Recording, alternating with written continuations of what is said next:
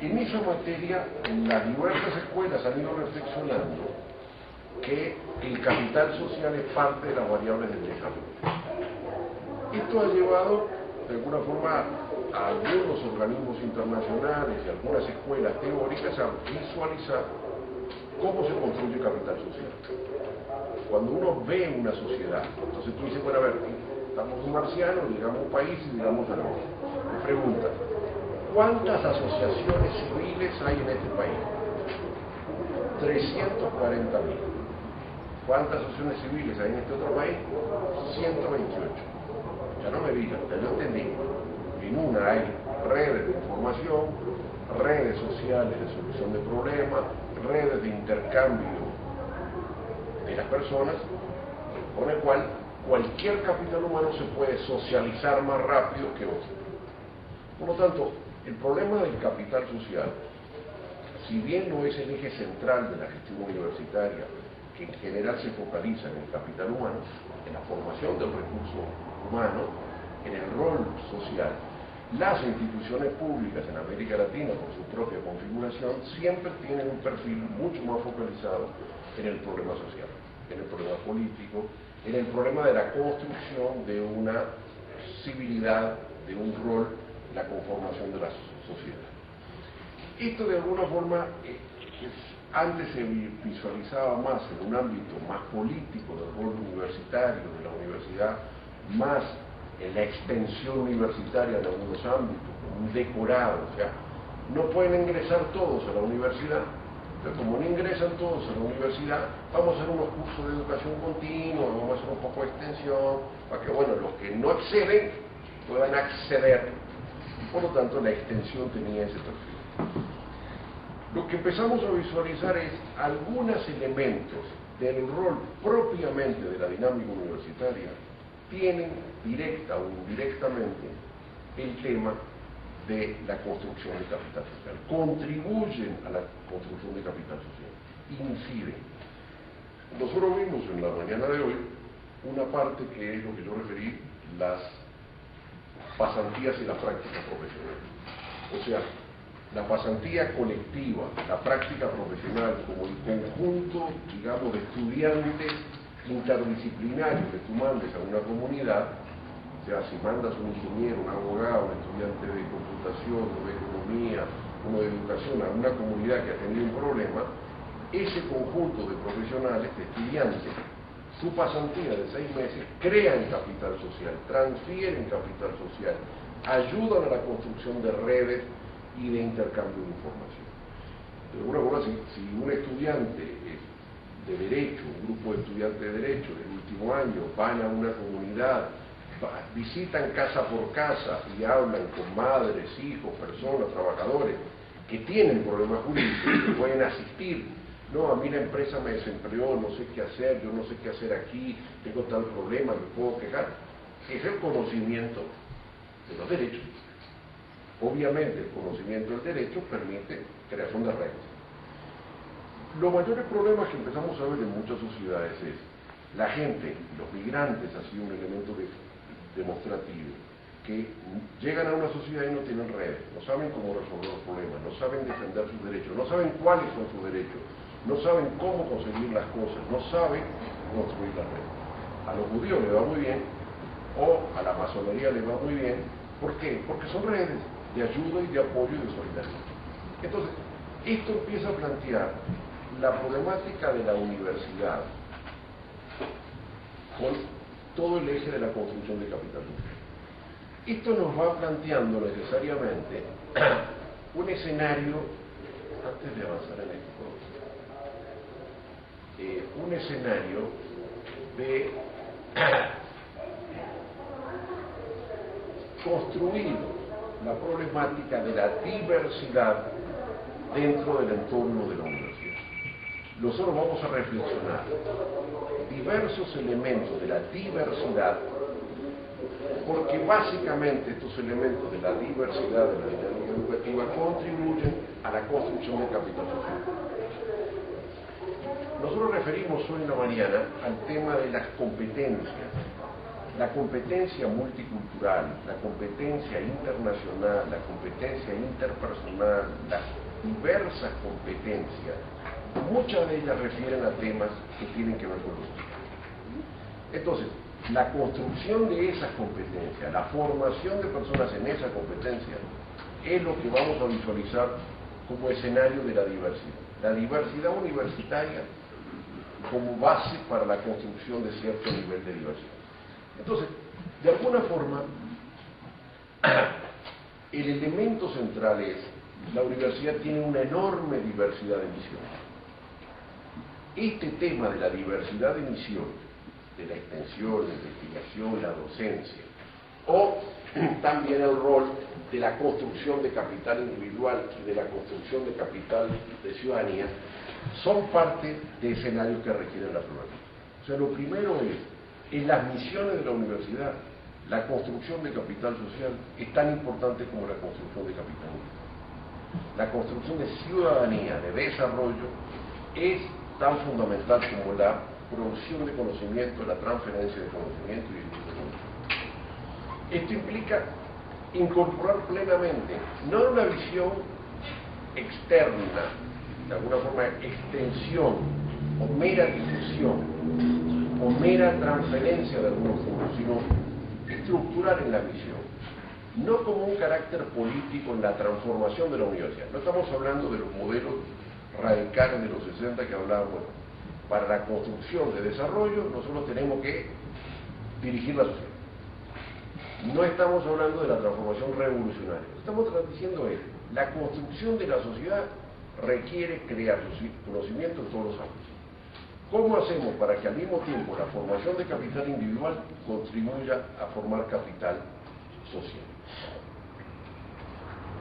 Entonces, el enfoque de la diversidad es el escenario repetido. Lo primero es reconocer que la universidad no tiene, de alguna forma, un saber. La universidad no tiene conocimiento. La universidad no tiene la verdad. Esto es una irrupción desde los 60, que es el modelo de Kuhn. Todo lo que estamos enseñando en la universidad, todo es falso. No que sea falso, todo es más o menos verdad lo que creemos nosotros, pero todo es de carácter paradigmático. En 2 años, en 10 años, en 15 años, se va a volver obsoleto. El concepto que trabajamos en la mañana de la depreciación del capital, la depreciación del saber, de alguna forma implica reconocer que todo camino disciplinario que nos metamos es un camino probablemente erróneo. Por lo tanto, la universidad debe promover la diversidad de los hombres. Nosotros no sabemos cuál es realmente la verdad. La teoría de cuerda, ¿será la verdad esa? Yo qué sé. Hay 10 tipos que dicen que sí, y otros 20 dicen que no saber. Así tenemos un escenario en todos los campos disciplinarios. En algún nivel de la investigación, de alguna forma, nosotros tenemos un problema de diversidad. Esto también se asocia a una problemática de reconocimiento. Nuestro tema no es transferir saberes, nuestro tema es generar aprendizaje competente. De alguna forma, el tema de un currículum por competencia y reconocer la importancia de la competencia investigativa es una derivación de que el conocimiento es caduco, que el conocimiento se vuelve obsoleto, que el conocimiento es estructuralmente un paradigma y como tal paradigma va a ser superado. Lo que yo estoy diciendo hoy, en 6 meses, en 2 años, en X tiempo, es falso, mentira, fue incompleto, hay otra perspectiva, hay otro enfoque. Por lo tanto, nosotros tenemos un nuevo problema más complejo que es dejar de ser el templo del saber. No somos el templo del encuentro de los saberes, o no somos proceso de creación de conocimiento. Entonces, de alguna forma, empezamos a convivir con un mundo de inseguridad, de incertidumbre, de tensiones, de diversidad. La estructura curricular no es, esta es la teoría, no. ¿Cuáles son el conjunto de las teorías que están sobre este tema? No es que usted me diga, no. Ponme todas las que están en la mesa más o menos consensuadas en la academia que las reconoce como paradigmas significativos. Pero se parte de un presupuesto que la estructura curricular no tiene verdades, que tiene dudas, que tiene debates, que tiene tensiones. Y por lo tanto, como tampoco tenemos un escenario de diversidades dentro de un campo disciplinario, tenemos diversidades de campos interdisciplinarios. O sea, hace 15 días salió un libro en Inglaterra que hacía un estudio sobre los sueños, totalmente interpretativo, diferenciado sobre la teoría del psicoanálisis. Dice que el sueño es un conjunto de criterios que preparan el cuerpo humano para lo que le va a pasar al día siguiente. Nada que ver con el psicoanálisis, nada que ver con la caja negra del inconsciente, nada que ver con el conductismo, nada. Algunos tipos dicen que es consistente, no salió en un librito por ahí, salió en Science, en una revista sólida. Así estamos teniendo en muchos campos, todos estamos claros en el psicoanálisis y por ahí hay algo que no está funcionando bien. Pero eso es un campo de conocimiento. En todos los campos de conocimiento empezamos a ver que tal vez la verdad no esté en ese campo disciplinario, sino en otro campo disciplinario. O sea, el tema de los pensamientos complejos, de las carreras sistémicas, es parte de una película cada vez más compleja. Pero esto nos plantea un problema de la diversidad de saberes. El segundo elemento que esto nos lleva es la diversidad de currículos, ¿correcto? O sea, la pluralidad de aportes. ¿Qué tiene que ver con la flexibilidad de los sistemas de enseñanza-aprendizaje? El concepto que manejamos en la mañana del concepto de currículum por competencia, al plantear algunos de los elementos, nosotros decíamos que cada competencia se adquiere en una forma distinta, en una pedagogía distinta. O sea, la pedagogía para el aprender haciendo no es la misma pedagogía que para el aprender transfiriendo. El aprender transfiriendo tiende a repetir saber, el aprender sabiendo, pero cada uno de los mecanismos obliga a concebir un currículo no bajo una misma pedagogía. Ya no es solo bajo un mismo episteme de orientación, no, diversidad de formas de aprendizaje. Es muy difícil llegar a saber cómo cada persona aprende distinta y estructurar un currículum diferenciado. Alguna gente necesita un ejemplo y otra gente necesita un pensamiento abstracto y otra gente necesita una foto. Nosotros trabajamos con medias de estudiantes, la media del aula y una media cada vez más compleja porque cada vez empiezan a entrar personas de stock de capital cultural distinto, de ambiente diferenciado, etcétera, etcétera. La media antes era de élite y homogénea. No había mujeres, no había que no era blanco, no había que no era de la ciudad, no había que era de clase media o alta, no había. Ahora, el aula es la sociedad, hay de todo. De alguna forma, nosotros no tenemos posibilidad de definir un currículum a esta altura en función de las personas. Hay veces la educación a distancia nos va avanzando esta materia, pero de alguna forma tenemos que empezar a avanzar a diversidad de formas de aprendizaje y diversidad de estructuras curriculares. Este tema que nos referíamos que es parte del problema de la flexibilidad curricular. O sea, la flexibilidad curricular es tanto apropiación de campos cognitivos y de campos de saberes por distintos niveles de pedagogía, por distintas instituciones. O sea, alguien puede enseñar idioma chino y un estudiante quiere chino y no tiene profesor de chino, hace un convenio con una institución que produzca chino. Tú tienes que tener la libertad para que la persona pueda formar su competencia idiomática que ella quiere. Pero de alguna forma implica una estructura de diversidad de currículos, de flexibilidad del crédito. Sin una estructura de flexibilidad no tiene diversidad de currículos.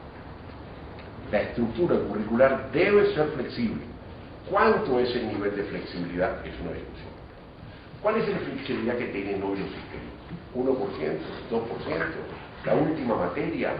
¿Cuánto es el porcentaje de la flexibilidad que debe definir cada campo cognitivo?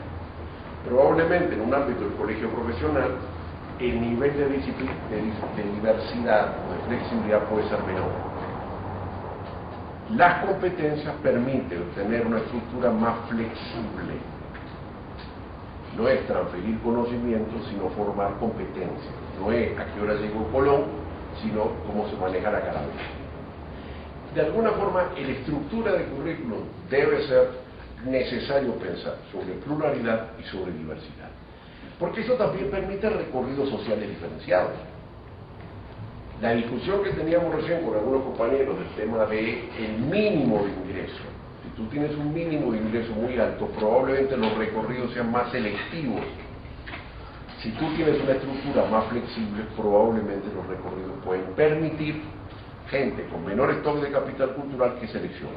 Ya eso pasa.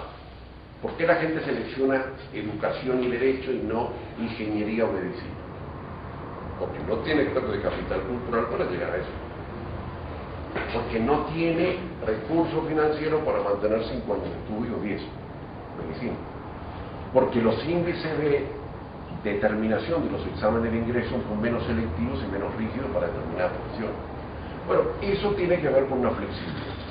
Es una flexibilidad inconsciente que tenemos en los ritmos. De alguna forma, el tema de la diversidad y las estructuras curriculares es fundamental para permitir procesos de apropiación de conocimiento. Hay veces, a mí me cuesta interesante hacer una referencia del caso de cómo se estudia en Asia. En Asia, en algunos países, el estudiante termina el bachillerato y se inscribe en una universidad, o se inscribe en el gobierno. En el gobierno le dan la lista de las instituciones y cursos acreditados. Y entonces él toma créditos donde él quiera, en la academia de flores en la esquina de su casa, en el gimnasio de la vuelta de su casa, en el curso de cocina, en la universidad, tal o donde sea. Lista de créditos acreditados. Después, con esa cantidad de créditos, cuando llega a 150, va a que le midan cuáles realmente las competencias que él adquirió. Usted tomó 200 cursos de cocina, bueno, usted tiene licenciado en artes. Y atrás la competencia dice cocina de esto, cocina lo otro, sabe eso, etcétera, etcétera, etcétera. ¿Qué significa? Que la estructura curricular no es un dato antes, sino posterior. Yo no te defino el currículo, tú lo defines. Y yo después te lo evalúo. Yo te doy una estructura flexible. Esto es un problema que afectúa y complejiza los colegios. La determinación del nivel de flexibilidad es una variable de la universidad, que tiene que ver con los sistemas, con las redes, con los acuerdos, con los estándares mínimos de calidad, y tiene que ver con los niveles de competencia. Este modelo curricular es el límite de la flexibilidad. Si ustedes miden a dónde están moviéndose los currículos, van avanzando de la inflexibilidad a la flexibilidad. ¿En qué punto está cada país? ¿En qué punto cada sistema universitario? Pero todos estamos claros que avanzamos en una flexibilidad. La flexibilidad es la libertad de los recorridos. La libertad de los recorridos puede ser en el último semestre, en las carreras en el medio, en la estructura creditizada.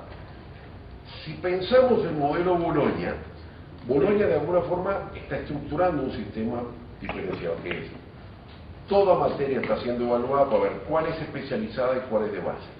El conocimiento de base es de grado, y la que es especializada la mandan al posgrado, y así están achicando a 4 años. No están achicando a 4 años, están creando 6 años. 4 de conocimiento básico, 12 conocimientos especializados, que es lo que yo hablaba en la mañana de las dimensiones educativas. Pero de alguna forma, en esta estructura curricular tú puedes tener un mayor nivel de inflexibilidad, porque la flexibilidad la pones en el programa.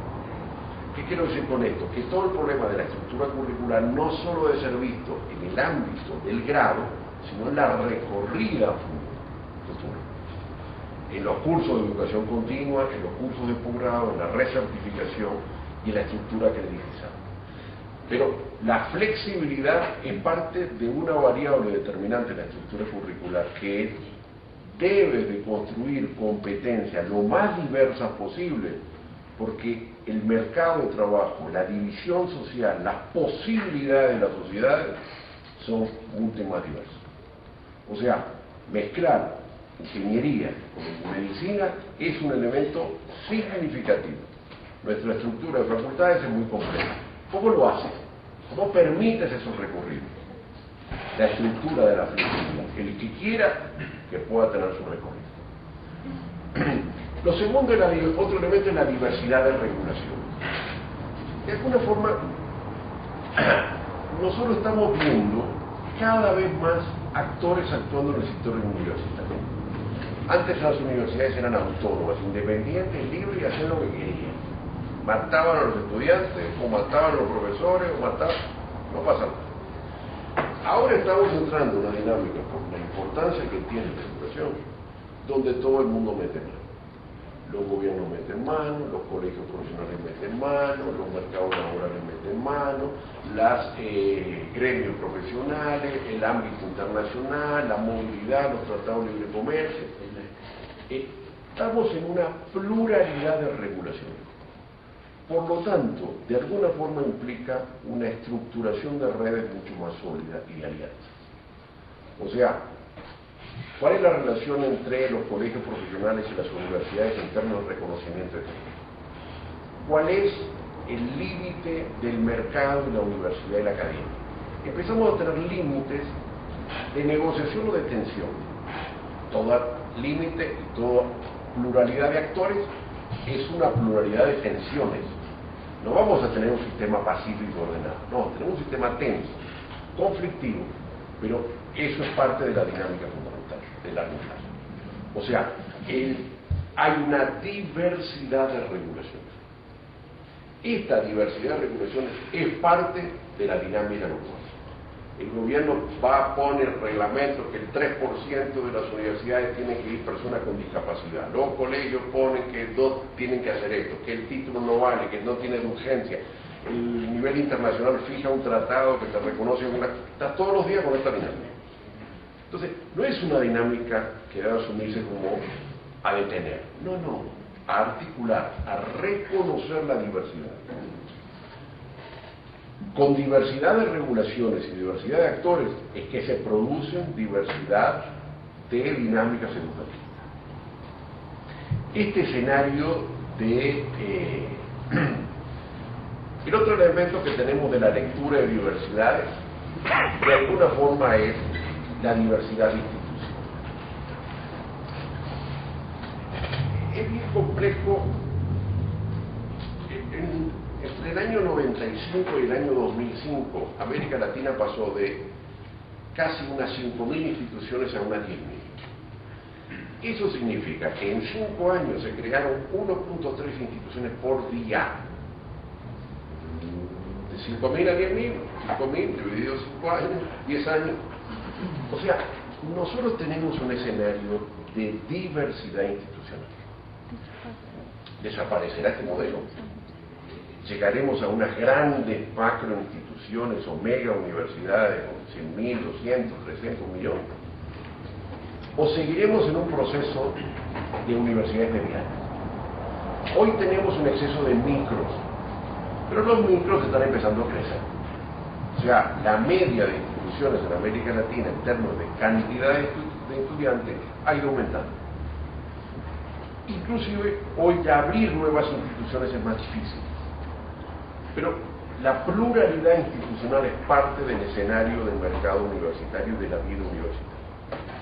O sea, no es posible suponer la vuelta a los monopolios, la vuelta a la simpleza institucional. Claro, cuando hay 150.000 campos disciplinarios, es imposible que ninguna institución, ella misma, piense ni organice la posibilidad de ofertar todo. Esto lleva a un tema bien complejo, que es, teníamos un modelo de universidad compleja, ofertaba todo, lo que había poco. Ahora, con la expansión disciplinaria, no es posible ofertar todo. Eso lleva a un tema que es seleccionar las ofertas. ¿En qué te vas a especializar? ¿En qué vas a ofertar? Claro, en el conocimiento básico de los campos disciplinarios, de los 9 campos del saber, tú puedes decir, bueno, también las 9 facultades o las 11, listo.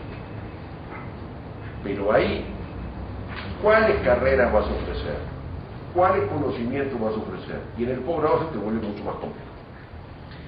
Esto nos lleva a que la diversidad de instituciones obliga necesariamente a cierto nivel de especialización, obliga a un cierto nivel de orientación, esto sí, esto no. Es lo que le pasa a las autoridades del Consejo Universitario cuando tienen todos los días ofertas. Creemos un departamento, creemos una carrera, propongamos otras cosas. Hay que decir sí o no. ¿En base a qué? ¿Cuál es el plan estratégico de para dónde? Esto implica reafirmar el tema de la diversidad, de la movilidad. O sea, como no tienes capacidad de enfrentar todo, algunas cosas te especializan y otras, no es que las terciarizas, organizas la movilidad. La movilidad académica y profesional es la forma que asumen las instituciones y la práctica educativa en un contexto de expansión de los campos disciplinarios y de la obligatoriedad de la especialización. Yo no tengo un profesor en tal cosa, le pago a tal institución para que me lo preste, contrato, hago un acuerdo, se lo contrato unos días, le doy a usted la posibilidad de que pueda hacer la tesis con él o que esté fuera, o no lo hago. Pero esa variable de la especialización es una tendencia que es más fuerte. La diversidad no implica que todas las cosas se hacen así. Al contrario, lo que estamos teniendo es una diversidad sistémica. Antes las instituciones tenían una diversidad al interior de ellas, porque la diversidad era muy poquita. Hace 30 años, el nivel de conocimiento que teníamos no debería ser ni el 5% de lo que tenemos hoy. Entonces, y hoy lo que tenemos no debe ser el 5% de lo que vamos a tener en 30 años. Por lo tanto, cada vez estamos en un campo mucho más selectivo. Podrás tener un doctorado en educación superior, valdrá la pena, o mandas el tipo para el extranjero que se necesita formar. O lo haces un cursito y es una actualización de una seminario. O es 3 créditos que los juntas en otro tema. O es una optativa que lo incorporas en tal variable. ¿Cómo lo armas? Traes a un tipo, es un profesor, está por 3 días, da un curso, es un crédito, lo incorporas en otro. Es una estructura mucho más flexible de alianzas y de redes. De alguna forma, hay también que reconocer la pluralidad de las diversidades del mercado. El otro elemento creciente sobre las diversidades es la diversidad estudiantil. O sea, la foto que saquen en el aula universitaria de hace 10 años no es la foto universitaria que sacan hoy. Antes no había mujeres, ahora hay mujeres. Hoy no hay indígenas ni hay personas lisiadas. Dentro de 10 años habrá. O sea, y dentro de 20 años tendrán otra película. La película del mundo universitario es una película en movimiento. Esto produce, de alguna forma, un elemento que es la diversidad genera problemas por los sectores de capital culturales, pero la diversidad se expresa en un multiculturalismo que ayuda a la construcción de conocimiento. Nosotros teníamos un paradigma cultural anterior que era el conocimiento se produce entre los iguales. Ahora, el paradigma cultural es que es en la diversidad que se produce el conocimiento. O sea, en la diversidad de paradigmas, en la diversidad de experiencias, en la diversidad de enfoque, en la diversidad de culturas. El multiculturalismo, el trabajo de Taylor, de alguna forma es la base de la existencia de una sociedad dinámica. La sociedad americana es dinámica porque tiene diversidad. Eso es una variable que, más allá de lo que griten hoy, o más allá de la problemática de la presencia de los hispanos hoy, es una cosa estructural en la sociedad americana que lo hizo hace 100 años y lo siguió haciendo. Es obvio, la homogeneidad es más fácil de marcar. La homogeneidad es perfecta. Todos somos ojos azules, de ojos blancos, de ojos azules, de 1,80 m y nos llamamos Peter. Chao, listo, se acabó, ¿qué problema? ¿Correcto? El único problema es cuando decimos John, levantan la mano todos. Pero, de alguna forma, ese elemento de la diversidad es parte de un escenario nuevo, que nos cuesta convivirlo. O sea, todos los días vemos en la prensa los problemas de la convivencia y la diversidad. todos los días nos pasa a nosotros los problemas de la diversidad de la convivencia. Hay un libro realmente interesante que es Nuestra diversidad creativa. Nuestra diversidad creativa es un informe que hizo las Naciones Unidas, la UNESCO, que dirigió, que fue el secretario general de las Naciones Unidas, el peruano. Bueno, la diversidad creativa dice una cosa, es bien interesante, dice, las guerras, los odios, se basan en la defensa de las personas en la cultura. ¿Qué significa? Como yo soy Tutsu, te mato porque soy Hutsu. Yo reafirmo ser Tutsu, Hutsu, matándote. La cultura es la base de la construcción de las individualidades y la base de la construcción de las diferencias. Por lo tanto, la cultura nos separa. Yo me reafirmo culturalmente y me distancio de los otros. Por lo tanto, la construcción de la multiculturalidad no es un elemento tan fácil. En el aula todo está peleado. Cuanto más diversa es más tensiones que hay. No hay menos tensiones. Correcto, cuando hay una sola muchacha hay menos problema. Cuando la mitad de la clase es muchacha, el problema es mayor. Claro. Nos está pasando. Y ahora que son el 90% ya es gravísimo. No, al ser 90% ya no hay problema. Porque los hombres se van abandonando. O sea, la media es lo que permite el equilibrio. En todo caso, de alguna forma, la convivencia con la diversidad estudiantil.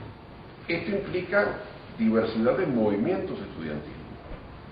Recuerdo una vez que entré a Nanterre, en Francia, pareció una locura, había movimiento a favor de las focas, movimiento de los de Popol Vuh y tal, no, Popol Vuh no, Pol Pot y contra Pol Pot y los Boat People en aquel momento que huían por el Asia, y había 50 movimientos estudiantiles, verdes, la foca, la protección de los animales, los tropistas, los comunistas, de todo.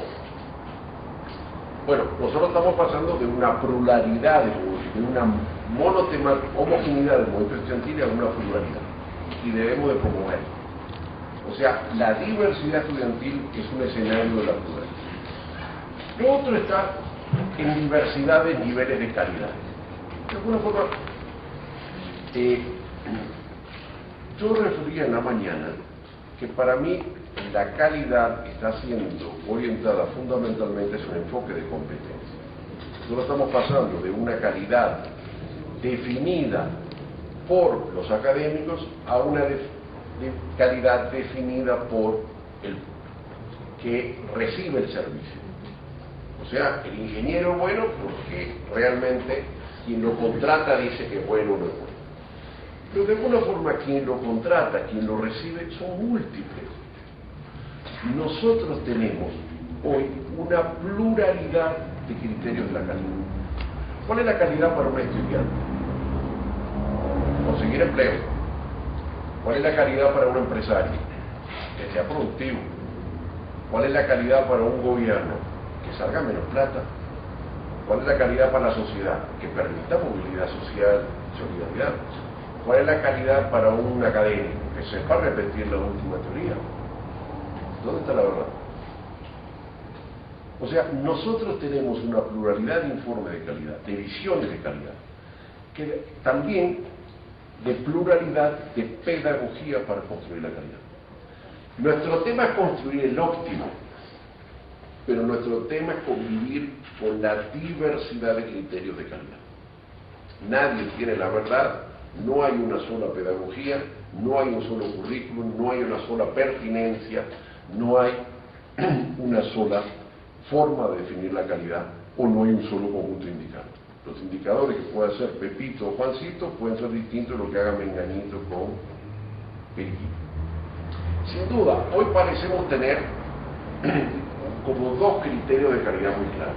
Un criterio de calidad de la academia, que define la política, los conocimientos nacionales o internacionales, dichos por los académicos nacionales o externos, y un criterio de calidad cada vez más avanzando hacia los mercados. La tendencia va a ser hacia los mercados, pero en un marco de equilibrio, porque las competencias son mercado, conocimiento, destrezas personales una mezcla de variables. Pero en todo caso, de alguna forma, está claro cada vez más que así como no tenemos saberes homogéneos, tampoco tenemos mecanismos únicos de definir de qué es la calidad. Es una aproximación y hay diversos paradigmas respecto a cómo se define la calidad. Por lo cual también hay una sola forma y una sola agencia para evaluar la calidad. Tenemos que tener una sola institución que nos mide calidad. Cada programa se va a definir su calidad según un campo académico único. O sea, al final esto termina en un problema de cómo externamente garantizar la calidad. Hoy empieza a haber un problema que es pluralidad de agencias de evaluación de la calidad, pluralidad de criterios. Pero eso es un problema claro, que estamos conviviendo en el escenario. De alguna forma, ahí el tema de la multiculturalidad, podríamos referir, es parte de la construcción del capital social. Nosotros en la mañana referíamos más las pasantías y las prácticas profesionales como elemento de la construcción de capital social en términos de red. Pero el capital social también es, obviamente, la convivencia con la multiculturalidad. En algunos lugares se empiezan a ver cupos para indígenas. En otros problemas se empieza a ver el problema que la tasa de deserción de los indígenas en las instituciones es mucho mayor que la tasa de las otras poblaciones. ¿Cuál es el nivel de multiculturalidad que cada institución tiene que tener? Esto no es un tema de expresión. Si las mujeres son el 50, vamos a dar cupo el 50. Si los indígenas son el 10, hay que dar a los indígenas el 10, o si los discapacitados a lo cual. Pero si no construyen en el aula la multiculturalidad, la construcción de capital social se afecta. O sea, el acceso de la diversidad a las aulas es la construcción de la multiculturalidad. ¿Cuáles son las culturas? Hay miles de culturas. ¿Cuántos PAN tienen acá dentro de la universidad? ¿Cuántos están afuera que no están? De alguna forma, la construcción de la diversidad es también un enfoque sobre cuáles son las culturas significativas que deben promover. Esto, a mí me llegó una pregunta hace mucho tiempo que es, ¿qué pasa cuando el sistema se vuelve homogéneo? ¿Cómo hay que actuar? El sistema era homogéneo, todos eran hombrecitos blanquitos. Ahora mitad eran mujeres. Ahora las mujeres son el 70, el 80, el 90. ¿Qué va a pasar con esto? ¿Hay que poner cupo? Empieza a haber una reflexión de enfoque. ¿Qué pasa cuando tú tienes que en las enfermerías el 90% son mujeres? En ballet es un problema real. No hay hombres haciendo ballet. Entonces, no, pero cambiemos ese cupo y pongamos una mujer. En muchos campos disciplinarios casi no hay hombres, está de más. Lo cual implica, respecto a la multiculturalidad, ¿cuál es la acción que vamos a tomar? ¿Construimos la multiculturalidad? ¿O la multiculturalidad es lo que ingresa? Los que egresan, los que sobreviven. Esto implica una concepción muy compleja de cómo construimos en las aulas universitarias la multiculturalidad. Diversidad de docentes. Esta es otra variable que hay que empezar a incluir. Los sistemas de evaluación y acreditación de la calidad estaban fijando como criterio de calidad de docente cuántos años tuvo el docente acá. Si el docente tiene 30 años en la universidad, es muy buen docente. En Australia, en Nueva Zelanda, en Alemania y en Holanda hicieron un estudio para definir lo que ellos eran la calidad docente, y definieron la calidad docente como la cantidad de instituciones donde había estado el docente. No me importa en cuántos años estuviste acá, yo quiero saber en cuántas instituciones estuviste. La calidad de la diversidad del docente de alguna forma es parte de un escenario cada vez mayor.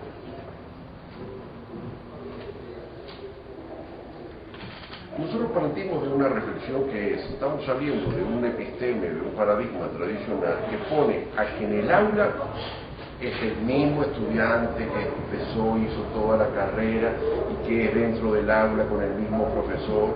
Ok, ya sabemos que eso no funciona.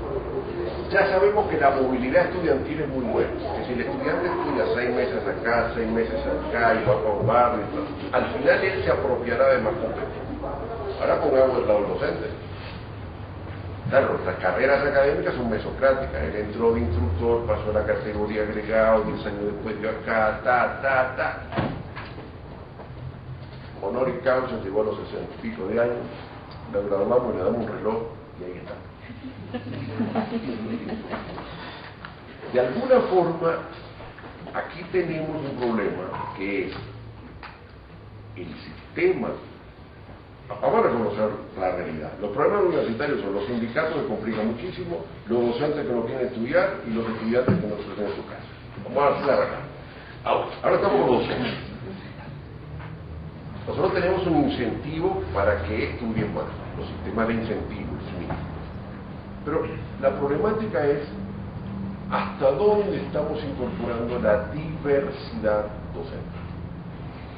Teníamos un paradigma, tenían que ser todos académicos. Y yo he ido cambiando. Ahora sabemos que nos conviene tener profesionales que están en los campos profesionales ejerciendo y que vienen a aportar algunos conocimientos. O sea, nosotros teníamos un paradigma que era 100% académico docente. Hoy estamos empezando a incorporar otras variables. Bueno, la otra variable que hay que empezar a incorporar es el tema de la pluralidad de sistemas de contratación, la pluralidad de estructuras de docentes y la flexibilidad de los profesores. Los docentes tienen que ser todos de planta. En Estados Unidos, que era el mito de los docentes de tiempo completo, los senior, hoy cada vez estamos teniendo incorporación de profesores de tiempo parcial. Inclusive el sistema lo que está teniendo como problema es cómo se sacan los profesores de tiempo completo. Claro, porque hoy tienes tantos campos de diferenciación, que tienes un profesor especializado en tal tema, y ese tipo ya no tiene 200 estudiantes, tiene 4. Si tú no tienes tiempo completo para 4 estudiantes, explícame. Los números no me dan, no le dan ni a ellos. O sea, lo que tenemos es una expansión de los campos disciplinarios, un achicamiento de la cantidad de estudiantes por aulas en algunos campos disciplinarios, sobre todo a nivel que aumenta el nivel de conocimiento. En la medida que tú tienes también diferenciación de opciones. Claro, tú dices, tenemos 4 carreras nada más, bueno, ahí metes todos los barcos. Sin duda, seguimos reproduciendo y el 65% son medicina, derecho, contaduría y educación. Eso está bajando, poco, pero está bajando. De alguna forma, lo que empezamos a referir es toda la problemática de la diversidad en el docente. Hace pocos meses me pasó en Colombia, entonces en un curso de educación habían abierto un concurso y entonces estaban tratando de que entrara un indígena que había hecho un doctorado en educación en un programa de la Universidad de Antioquia, que es la segunda universidad de Colombia. Entonces el tipo va al concurso y entonces le piden 2 idiomas. Dice español y el idioma indígena. No. Tiene que saber inglés. Y fue una larga polémica. De alguna forma dicen, bueno, no, pero nuestro criterio para todos es 2 lenguas, y una es castellano y la otra inglés. La podemos cambiarle por ruso, pero no por brasileño, no, ruso. Italiano más o menos. Y fue una larga polémica al final del tema de la diversidad de los docentes. Cuando tú empiezas a establecer criterios diferenciados. El problema aquí está en los sistemas de regulación. La regulación homogeniza. La regulación fija criterios igualitarios para todos. La regulación supone que los campos disciplinarios, los campos profesorales, los tipos de estudiantes son iguales. Y que los docentes tienen que ser lo mismo. Hoy tú no entraría un docente universitario que no tenga doctorado. Pero ahí, nosotros tuvimos un problema también en Colombia, que era que efectivamente queríamos poner indígenas de profesores en algunos cursos indígenas. Y el ministerio dijo, nosotros no podemos acreditar eso porque el tipo no tiene papelito. Entonces, me acuerdo que yo falsifiqué unos títulos y puse declaró que era maestro del conocimiento y entregaba unos papelitos maestro del conocimiento para la comunidad, para que tuvieran algún papel. Después el ministerio no se lo reconoció. Lo que te quiero decir es que tenemos un sistema tan rígido que no permite que tú efectivamente incorpores diversidad de docentes. O sea, un tipo que está haciendo una operación financiera y que creó unos instrumentos financieros maravillosos, el tipo de cabeza fue genial, pero no tiene el doctorado para dar clases. Ese tipo no debería permitirle que dé una clase en instrumentos financieros. Esto es bien complejo, pero de alguna forma tenemos sistemas homogéneos de docentes en una demanda cada vez más de diversificación de los sistemas. Y además, donde la movilidad del docente es fundamental. O sea, un docente que te venga 2 meses te vale más eficiencia que un docente que los tenga toda la vida. Eso es lo que está probando el sistema. El sistema está probando la movilidad docente. Claro, es de una enorme complejidad de gestión, pero se basa en un aumento de la movilidad docente. Si nosotros lo vemos en lo que es la movilidad docente mundial, ¿por qué pasa esto? Porque si hay 150.000 campos disciplinarios, cada docente empieza a especializarse en los campos disciplinarios que conoce o que maneja. La tendencia a la especialización docente es obligatoria. Entonces, si tú tienes un docente altamente especializado en tal tema, ese tipo es parte de un sistema mundial. Entonces, el sistema universitario es: te presto este docente y préstame otro, tengo tal otro para mandar. La movilidad como parte de la red es la base, porque tú no tienes la capacidad de tener, en términos de calidad, los mejores docentes en la materia. Lo podrás tener en una materia, en un tema, en un área. No puedes tenerlos en todo. No puedes tener premios Nobel en todo. No lo tiene ni la mejor universidad. Tendrá 15, 20, definiendo que los premios Nobel son los mejores. No podrás tener los 3.000 tipos de premios Nobel que hay. Bueno, lo que podrás hacer es traerte. Lo que podrás hacer es organizar el sistema. O sea que la institución empieza a ser concebir la diversidad docente como eje de la calidad, que implica construir capital humano, que implica necesariamente construir capital social de redes y de interacción. Diversidad de pertinencias es otro problema que está apareciendo en esta materia en la diversidad. Cuando a una institución le dicen busque dónde están sus egresados, primer lío, qué horrible, ¿cómo lo hacemos? Segundo lío, ¿dónde están? Lo interesante son los resultados. No están donde yo creí. El 30% de los egresados en muchas instituciones no trabajan en el campo disciplinario en el cual estudian. No es de algunas instituciones, es de algunos ya mediciones nacionales en términos de profesión. El 30% de los egresados de las universidades de Colombia no trabajan en los mismos campos disciplinarios en el cual estuvieron estudiando. El tema de la diversidad de pertinencias es parte de la estructura curricular. Nosotros tenemos un paradigma que es la calidad y la pertinencia. Perfecto, ¿y cuál pertinencia? La calidad es las competencias por un mercado. Perfecto, ¿y cuál mercado? No hay un mercado, hay una pluralidad de mercados. No es el mismo escenario, de alguna forma, de concebir, donde estamos preparando gente para puestos de trabajo fijos. No estamos preparando gente para puestos de trabajo. Estamos preparando gente que va a resolver en diversidad de carreras en su vida. O sea, que a nosotros nos veían que la gente tiene 4 o 5 carreras de vida, es complicado, pero los que somos viejos sabemos que es verdad, porque ya lo hemos hecho. En la década del tanto estuve metido en economía, después estuve full metido en cultura, después estuve full metido en gestión comunicacional e informática, y ahora estoy full metido en educación superior. Y antes era fotógrafo. O sea, en un escenario académico que cambiamos menos, pero los que están en los mercados laborales cambian mucho más. De alguna forma, esto lleva al tema de la competencia, porque la competencia es la mejor eficiencia en términos de diversidad de habilidades para trabajar en diversidad de mercados con diversidad de pertinencia. De alguna forma, la estructura de la construcción de un currículum por competencia es parte de este tema de no preparar solo componentes disciplinarios, sino también competencias genéricas y altamente diferenciadas, como dice Pilar. Pero diversidad de pertinencia es un problema que va obligando a un currículum cada vez más diferenciado, más diverso, más libre.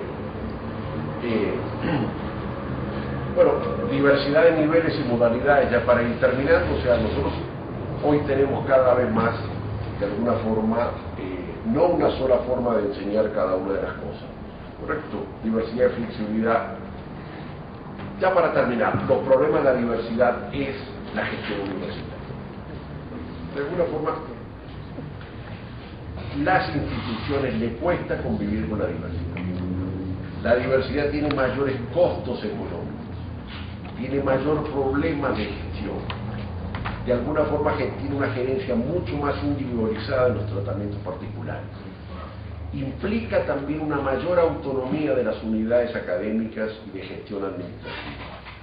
O sea, el otro día reflexionaba, ¿qué hace que la UNAM tenga más calidad?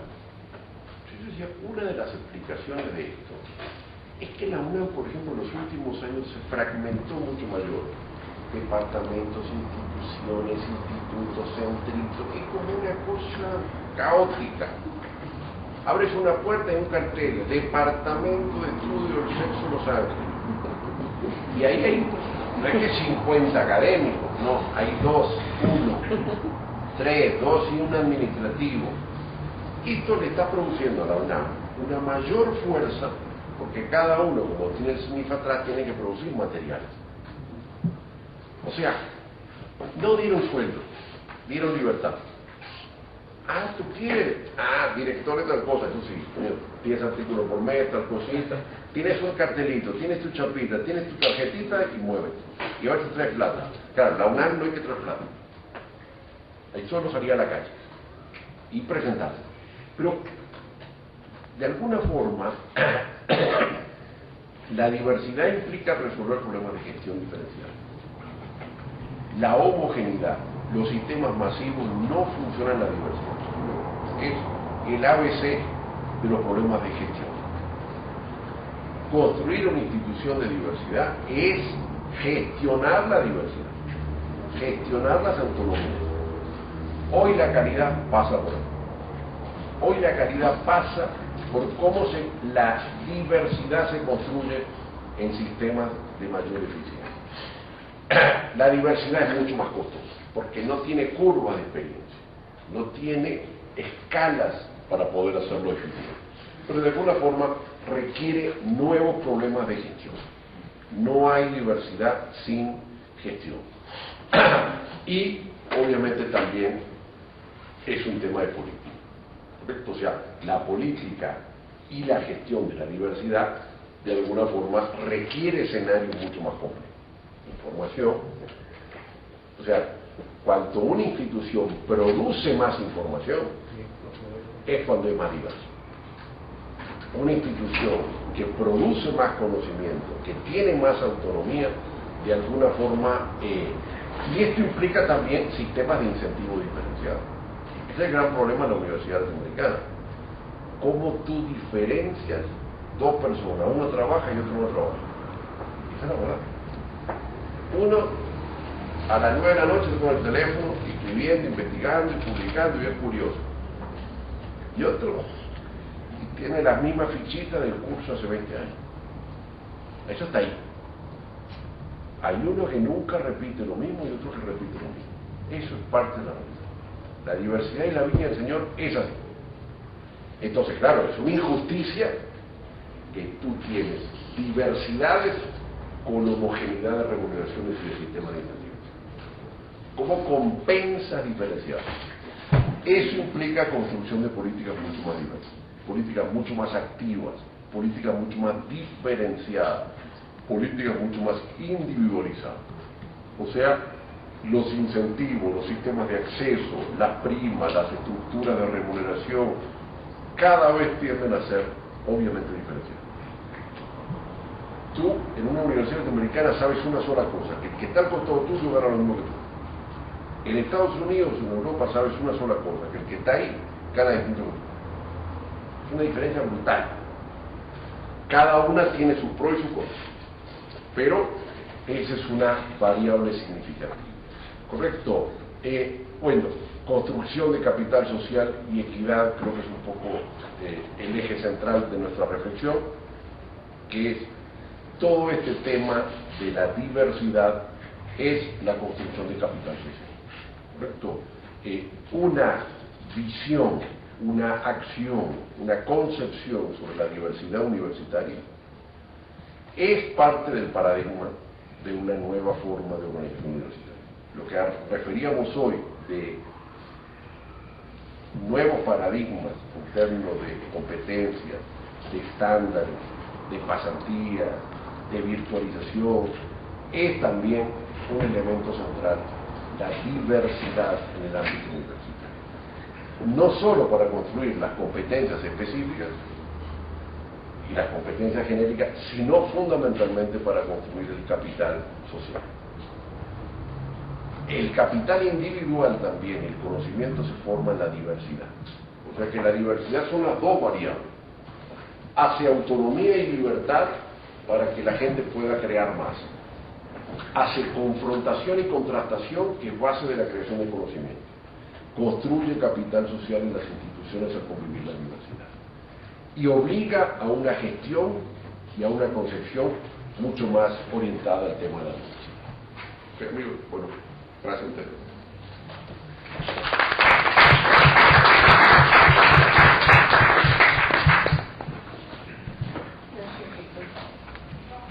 Ahora sí, si hay alguna pregunta. Pues ahora nos pasa,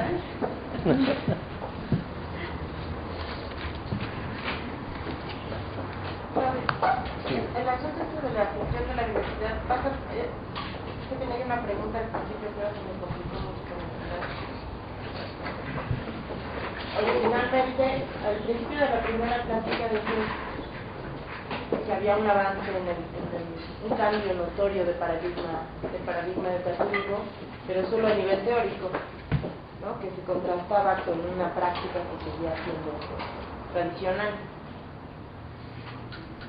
Y eso después fue seguido por la idea esta de que el aprendizaje era indispensable hacerlo pasar por la experiencia, ¿no? Y entonces, ¿cómo es posible que la teoría vaya a toda velocidad, ¿no? Mientras la práctica vaya muy lentamente? Me parecía una dificultad. Pero ahora no sé exactamente cómo plantearla, porque ya se me complicó mucho con este asunto con el que se arranque de gestión de la diversidad. Espera, vamos a la primera parte. La universidad, el mundo, en la década del siglo XV, generó la teoría de Newton, Galileo, Kepler, cambió todo.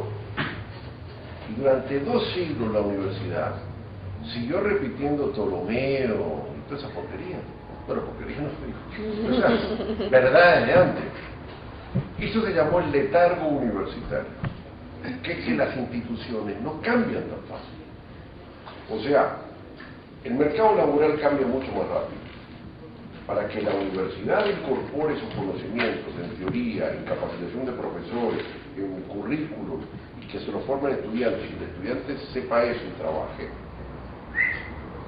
Un currículum en una universidad nuestra tarda 10 años en cambiarse, o 20. Una vez entré en una universidad, en una radio, en un señor, que decía que era candidato a decano de Derecho. Le dije, hace 50 años que no cambiamos el currículum y hay que cambiarlo. ¿Usted qué cree? Yo digo que no puedo cambiar. Me parece que no. Yo digo que hay que cerrar ese programa enseguida. O sea, el letargo es parte de una estructura histórica y contemporánea. Cuanto más es acelerado la renovación de conocimiento, la resistencia sobre ello Nosotros somos de una generación migrante en lo digital y estamos con este problema de que todavía nos cuesta manejar estas maquinitas. Los digitales son otros. ¿Cómo es el mercado? Absolutamente digital. Compras máquinas digitales, pero no sabes manejarlas. O sea, el letargo del conocimiento respecto al mercado laboral es un dato, y el letargo de la universidad respecto a las demandas es lo peor. Esto obliga a una estructura mucho más flexible, más rápida, más identificación del mercado. Las competencias ayudan a eso. Si tú tienes docentes solo académicos, si tú tienes movilidad de docentes, te cambia la película. O sea, todo esto es hacer que la universidad responda a la sociedad. El único tema central de la universidad, el más importante, es formar cosas necesarias, útiles, prácticas, que resuelven problemas. Si no, ¿para qué? Y el gran problema es la relación entre el saber y la demanda, el saber y el mercado, el saber y la economía, el saber y el empleo, el saber y vivir. Esta relación es lo básico. La práctica ayuda, las pasantías ayudan. Lo que de alguna forma muestra la evaluación es que el modelo teórico no ayuda solo. Nosotros tenemos un modelo extremadamente teórico que tiene una eficacia, pero no le podemos pedir peras al horno. O sea, da hasta ahí. A partir de ahí hay otras variables que ayudan. La informática, las competencias informacionales, la práctica, los sistemas de la diversidad, que van permitiendo concebir otra lógica de ese proceso terminal, catedrático, presencial, tubular. Entonces una gestión de la diversidad pasa por impulsar una que otra acción en aquellos campos donde sea posible en función de la realidad concreta de una institución perfecta. Pero no uno que otro, o sea, no digamos, lo que tú tienes que construir la diversidad, tienes que gestionar la diversidad, tienes que promover la diversidad. La diversidad es competencias, currículos, docentes, estudiantes, modalidades. Tú no puedes pensar todo presencial, no, ni todo virtual, no, híbrido. Esta gestión de la diversidad es al final de los temas centrales. Diversidad de estudiantes, que no son lo mismo, no puedes tratarlos igual, tienes que gestionar la diversidad estudiantil. O sea, no puedes gestionar igual si tú tienes ahora mujeres de 60 años o embarazadas de 18. ¿Qué pasa? Es una atención particular. O si tú tienes estudiantes que son todos de la ciudad, o tienes núcleos diversos, o si tienes un modelo presencial o a distancia. Gestionar la diversidad. ¿Hasta dónde la diversidad? Este es tu problema. O sea, si todo es distinto, te implica una concepción de la gestión mucho más compleja. Pero la diversidad es parte del sistema de calidad. Diversidad en todo. En pedagogías, en estudiantes, en currículos, en estructuras, en sistemas flexibles. Ahí está el gran tema. Cuando el sistema es homogéneo, facilito. ¿Qué es lo que está pasando en el mundo, en el sistema universitario? Bueno, están empezando a crecer las estructuras de gestión en las universidades cada vez más, porque la institución es cada vez más compleja. ¿Cómo era una universidad hace 50 años, 100 años? Había un rector, una secretaria y punto. Nada más. Ahora, el departamento de evaluación, el departamento de planificación estratégica, el departamento de educación a distancia, no la diversidad. Esto es lo que tú estás gestionando. La institución gestiona la diversidad. No es fácil. Implica definir estrategias, implica tener conocimiento de las personas en gestión, implica tener asesoría significativa, implica tener estrategias claras para dónde van las cosas, implica construir redes, implica definir modelos, implica estructura. Eso es la gente.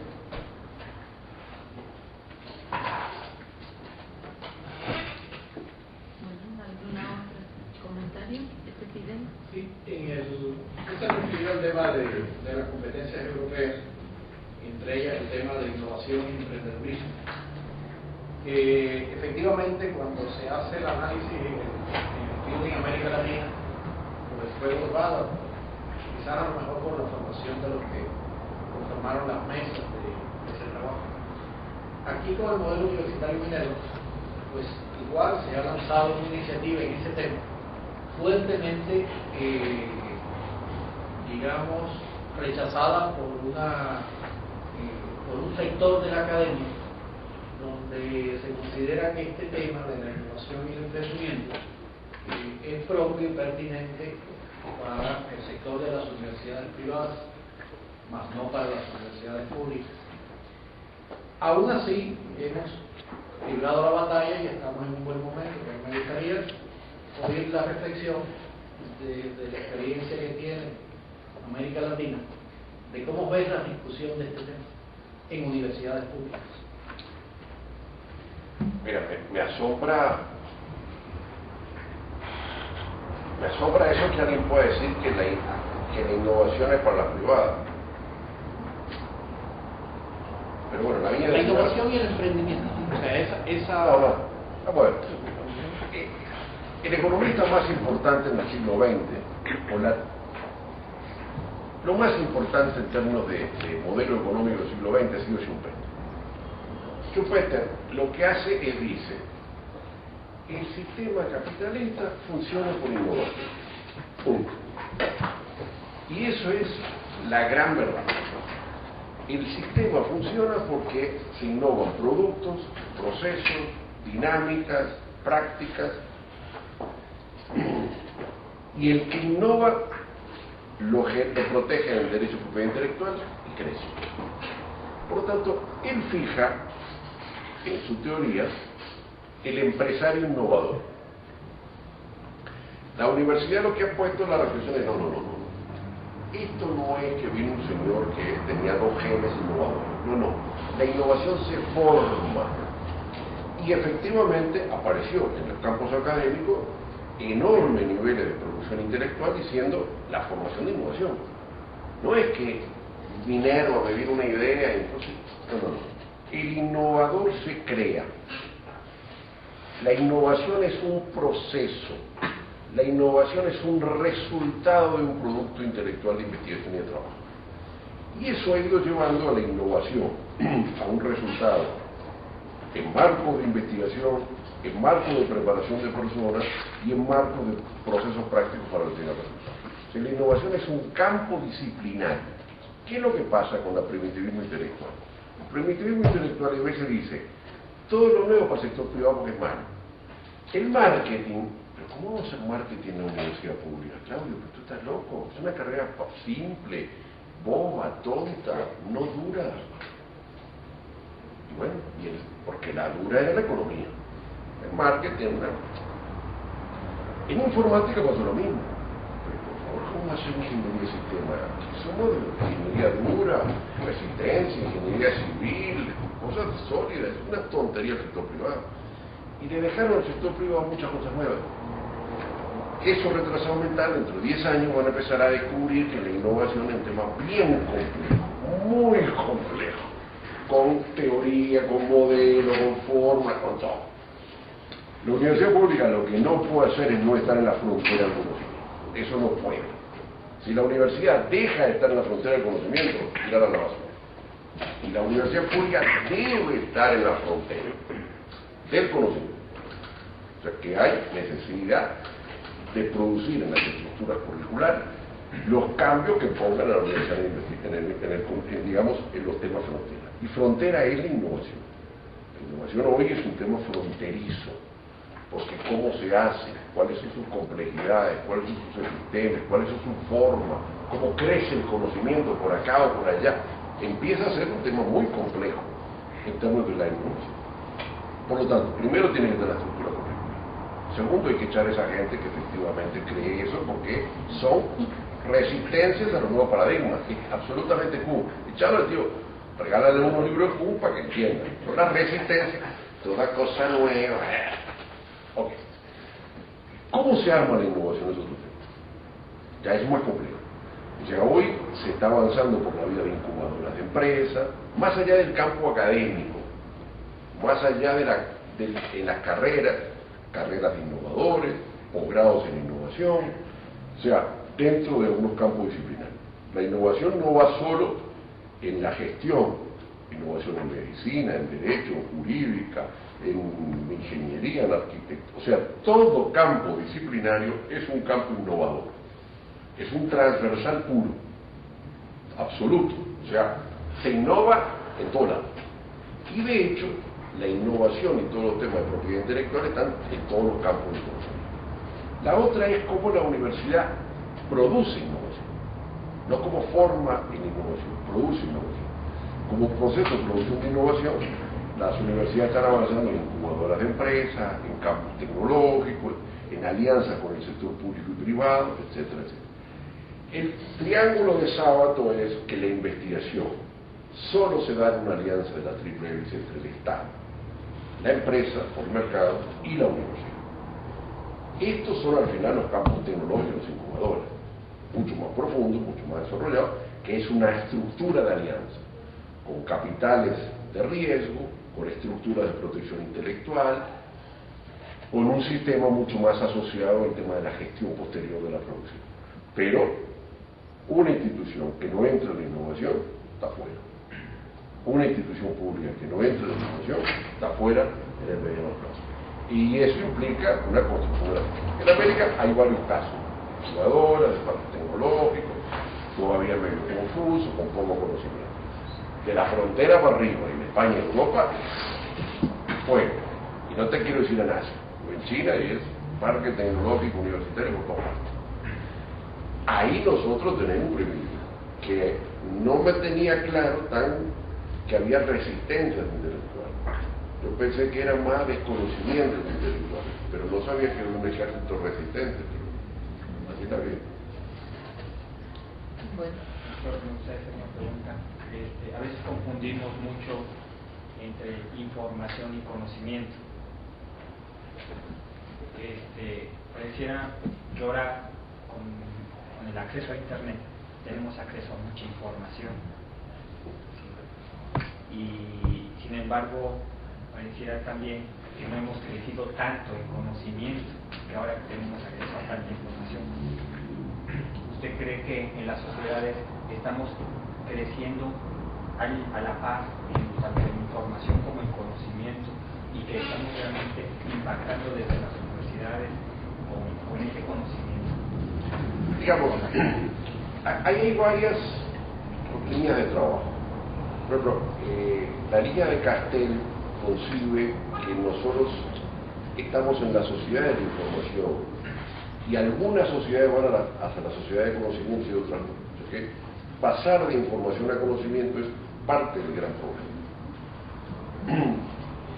Los estudios japoneses, no NACA, trabajan como dentro de la empresa que se pasa de información a conocimiento. Lo cierto es que no se puede pasar de información a conocimiento dentro solamente del campo teórico.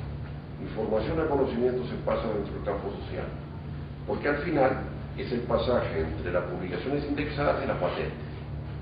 Es el pasaje entre investigación básica e investigación aplicada. Es entre creación de un ensayo y proceso productivo y un producto, una patente o una innovación.